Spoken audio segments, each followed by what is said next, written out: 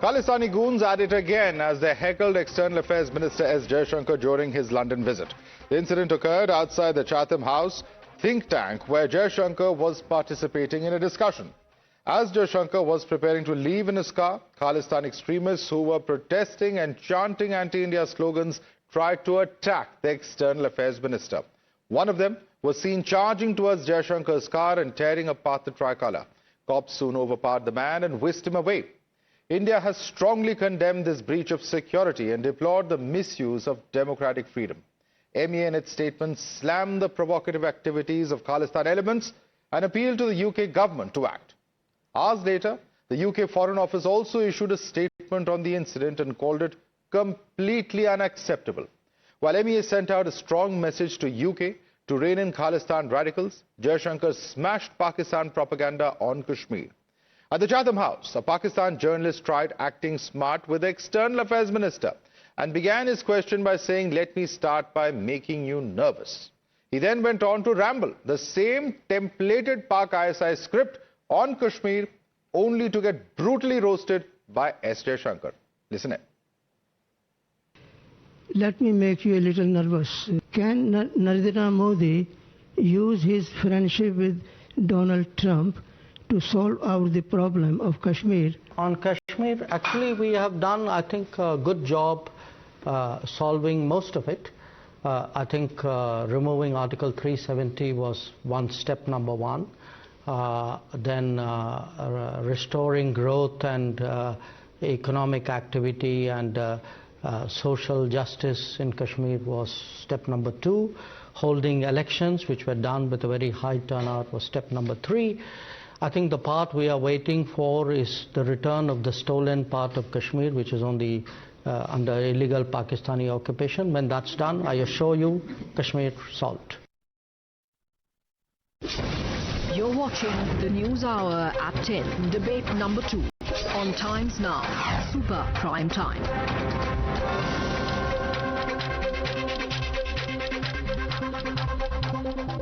Let me introduce our panel with us this evening. With us is Tuhin Sira, National Spokesperson of BJP. Lalit Ambardar is an activist joining us. Dr. Irshad Ahmed Khan is leader of PMLN. But let me go across to Major Yasir Janjua, retired. He's a Pakistani defense analyst. Major Yasir Janjua, I think the External Affairs Minister said it quite clearly. He said that Pakistan, and in fact that attempt by that journalist to try and make the External Affairs Minister quote-unquote nervous fell flat pretty badly, because he said it will be resolved the day that POK is handed over to India, as it is rightfully deserved. The entire issue of Kashmir stands resolved, and already 370 and other measures have been taken. Well, thank you very much for having me on the show. India claims to be the biggest democracy in the world with about 1.5 billion people. And then it can say things like that when there is an international UN resolution which is still not taken away. And India going on to say, oh, it's resolved. Well, that's for you to say. You can say anything to appeal your people. The fact remains, there is an admission in the speech or the statement of your foreign minister, which he says that we will, what you have stolen. So at least there is an admission that Pakistan snatched Kashmir. And this is small portion of it, sir. A small portion of it. We took Kashmir from you. And not yesterday. No, I will give you the chance. If you have given me the chance, we are not here to fight. We are here to give our point of view. It's not a war we are going to win here in this television program. We took it in 1948. How many years now? More than 70 years. If you had the guts, you should have come and tried to take it, what we have taken from you. And don't worry, sir. Don't worry. There will be plenty of opportunity to take it away. And who will take it away and whether you will even be able to defend it remains a big question. Let me bring in Lalit Ambardar. Because there are several factual inaccuracies in what you said. Because we still have, several of our assembly seats, etc., reserved for portions of POK. But Lalit Ambardar, here you have Major General Yasir Janjua saying if you had the guts, you could have taken it away. Who has the guts? When it will be taken away? And what are the guts that Pakistan has shown? All of that has been seen very clearly. Good where he has touched this topic that they have snatched away. It was Kashmir Jihad 1. And you know how they did it? And they They moved immediately after the so-called, they snatched territory which is now called Pakistan from India, betrayed their motherland on 14th of August 1947 in the name of Islam, chose to create Pakistan out of India. You know, that is the betrayal. And then immediately what they do, when we're in the process of building our own nation, and they embarked on a Kashmir Jihad 1. And let me remind him, he was talking about UN resolution. UN resolution number 1. First foremost condition of the UN resolution 1948 is that Pakistan is an intruder. Pakistan is an occupying force. They have to vacate the all occupied territories, and India will deploy its forces to control the administration and control the territory. That is number 1. Number 2, yes, we did a mistake. Our benevolent, our internationalist Jawaharlal Nehru, he went to UN and called for a ceasefire. At the time, Indian army was, it was history in the history for the first time in military history that we were marching army, which was about to liberate the occupied territory, legitimately liberate the occupied territory as per the very UN laws, but he asked to stop our army because he trusted those people who had only 1 year ago, betrayed their own motherland. That is number 1. Number 2, you know, they can keep on rattling about Kashmir. You know why? Whenever Pakistan is on the verge of collapse, on the verge of implosion, you have Tehreek-e-Taliban troubling them. You have Balochistan almost declaring their independence. But to consolidate the people of Pakistan, to consolidate the opinion in Pakistan. You know, and the most hilarious part, while the entire economy is collapsing, they barely have money to buy atta. You know, all of those scenes are there all over the place. Major General Rasi Janjua, your economy is collapsing. People have no food to eat, and yet you stick to such ridiculous arguments because the United Nations Security Council resolution is non-mandatory in nature. And let me read out the resolution passed under Chapter 6 of the UN Charter, which is considered non-binding and have absolutely no mandatory enforceability. So that fig leaf of an argument that Pakistan loves to stick on to has absolutely no legal sanction in international law. Why do you stick to such foolishness at all? May I educate myself? Can you answer this? Who went to the United Nations? Did Whoever Pakistan went is go or not India binding. go? That's not the point. It's not binding is the point. Can you answer that? Yes, we will. Forget about the No, of course. Why should we forget about it, sir? You are raising the entire United Nations Security Council, and I'm telling you that's non-binding. Now you tell me, what have you done for the people of POK who are out there protesting every day against Pakistan? You can't give them food to eat. You can't protect them. Why did you go? You can't protect them. You don't have food to eat. You don't have food or clothes to give them to actually shelter themselves. How will you even keep them in part of your country? What are you talking, Mr. Janjua? You don't even have food to, in fact, give them. We went there as a sign of advanced thinking of a country that engages in diplomatic niceties. Unfortunately, Pakistan perhaps doesn't deserve it, given the fact that you do not want to engage diplomatically or speak logically even. That's the unfortunate reality. The first indicator of speaking logically is that we both let each other speak. So when you're speaking, I listen to you, but when I speak, yeah, but please speak some I can't sense. hear Go your on. comment.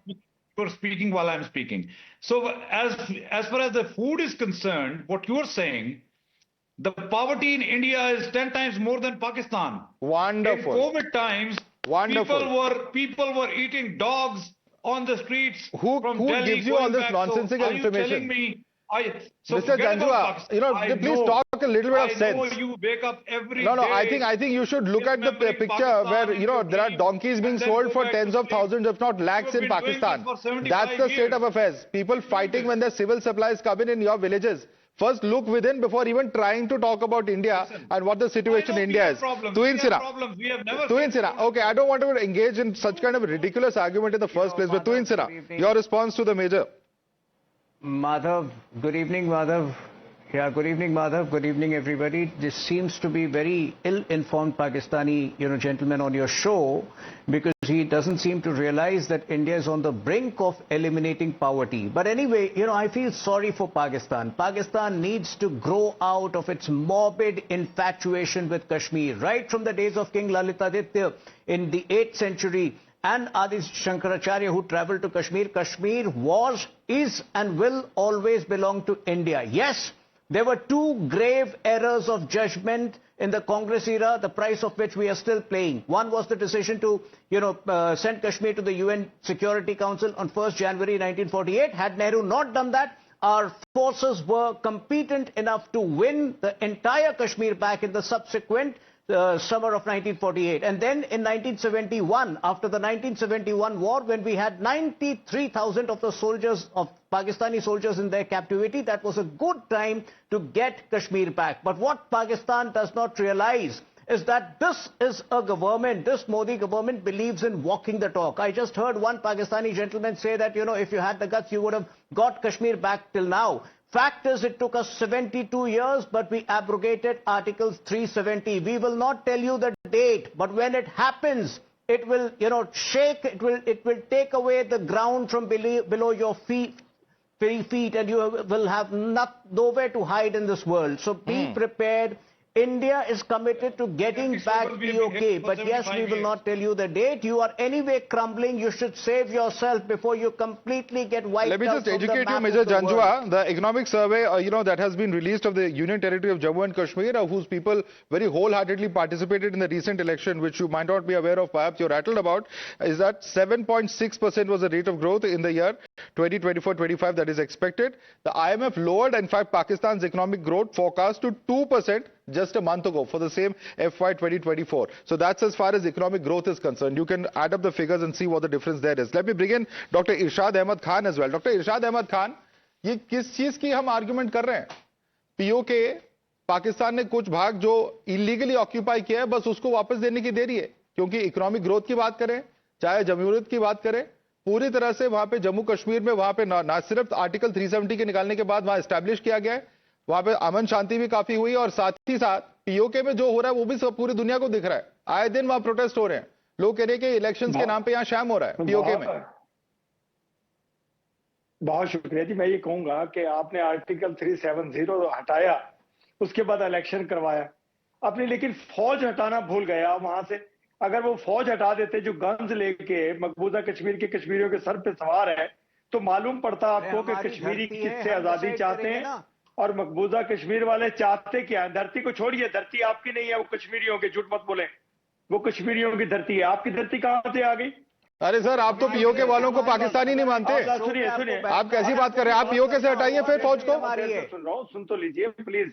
दूसरे आपको मैं तो सुन लें. मेरे जो आजाद कश्मीर है वो आजाद है. वहां का वजीर आजम भी कश्मीरी है, वहां का प्रेसिडेंट भी कश्मीरी है, वहां की काबीना भी कश्मीरी है. हम लोग वहां सिर्फ और सिर्फ एक पहरा देते हैं उन दुश्मनों को जो कश्मीरियों के दुश्मन है.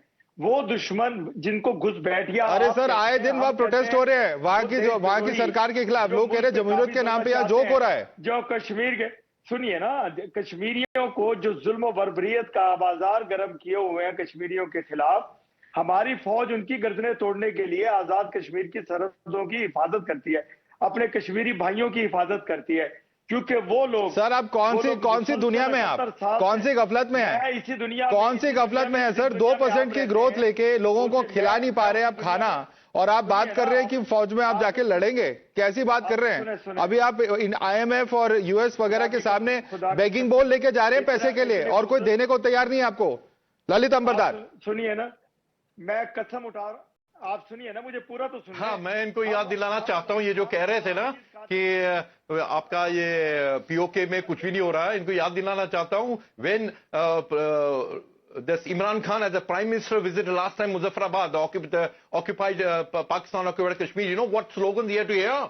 The Kashmiri Muslims of Pakistan occupied Kashmir raised the slogan, "Go Niazi, go back. Go Niazi, go back." And they said they have captured, they have liberated what they call the Pakistan occupied Kashmir. Can you imagine at what cost? They killed each and every Hindu or Sikh in that part of Kashmir. Not a one, I repeat, not one Hindu or Sikh is left alive in Pakistan occupied Jammu and Kashmir. And listen, this rhetoric they can do always, as you mentioned about Dhaka. How they lost Dhaka and how they lost Kargil. They say inke fauji are going to break our neck. They did it and they got it back as well. Listen, when they abandoned their own soldiers in those snowy heights, icy heights in Kargil, refused to acknowledge their soldiers, Our soldiers read the Namaz-e-Janaza of those Pakistani soldiers. They say their army, let me tell you, the Pakistani army soldier refuses to go to the border LOC. You know why? He said, why should I die for this? He pays bribe to avoid serving on LOC. Because he's so scared of Indian soldiers there. You know, the only problem, the only sign of the desperation is that they have a bunch of stooges who call themselves Khalistan separatists who are neither here nor there, but, you know, show up in a few dozens here and there and try and protest whenever there are any visiting heads of state from India or any other ministers. They tried to do some kind of disruption in London also, but a complete failure, complete flop. Just goes to show the desperation of all these Pakistan stooges on international soil. In fact, this is what Bob Blackman had to say. I'd like to thank all our guests. In fact, Tuin Sira, Lalit Ambardar, Dr. Ishad Ahmed Khan, Major General Yasir Janjua. This is what Bob Blackman had to say about the unfortunate incidents that took place in London. Isn't it? External Affairs Minister from India, Sri Jaishankar, was attacked when he was leaving a public venue when he'd been addressing an audience of Indian people in this country. He was attacked by Talistani thugs. This is against the Geneva Convention, and it appears that the police and the security forces failed to ensure that he was made safe. Now, this is an affront to democracy. It's an affront to our friends and allies in India, and we need to make sure that it doesn't happen again. So will the leader ensure that the Home Secretary or an appropriate minister makes a statement to this House about what protection we're going to make sure when we have external visitors to this country that they are safe? I'm really sorry to hear about the attack, the very serious attack it sounds like, on a visitor to this country from the Indian Parliament. Was it the Indian Parliament, I think he said? This is unacceptable and is not how we want visitors to be treated, and I will absolutely ensure that he gets a full response from the Home Secretary about it. Yesterday, All right, let's now, in fact, take a quick look at some of the news coming in fact, from across the nation. That was, of course, Bob Blackman there speaking in the British Parliament. And look at some of the other big stories coming in. In fact, reports coming in saying that a new travel ban by President Donald Trump could bar people from Afghanistan and Pakistan from entering the US as soon as next week. As per reports, other countries could also be on the list. The move harkens back to Republican President's first-term ban on travelers from 7 majority Muslim nations, a policy that went through several iterations before it was upheld by the Supreme Court in 2018. US President Donald Trump's administration is planning to revoke temporary legal status for some 240,000 Ukrainians who fled the conflict with Russia. A senior Trump official has said the move is expected as soon as April and could be a stunning reversal of the welcome Ukrainians received under President Joe Biden's administration. President Zelensky has met Belgian Prime Minister and thanks his government for their support, particularly for their decision to transfer F-16 fighter jets to Ukraine. This after the Ukrainian president participated in emergency talks with EU leaders in Brussels. The emergency meeting had been called by the EU leaders with an aim to chart ways for EU to quickly increase their military budgets after the Trump administration decided to halt military assistance to Ukraine.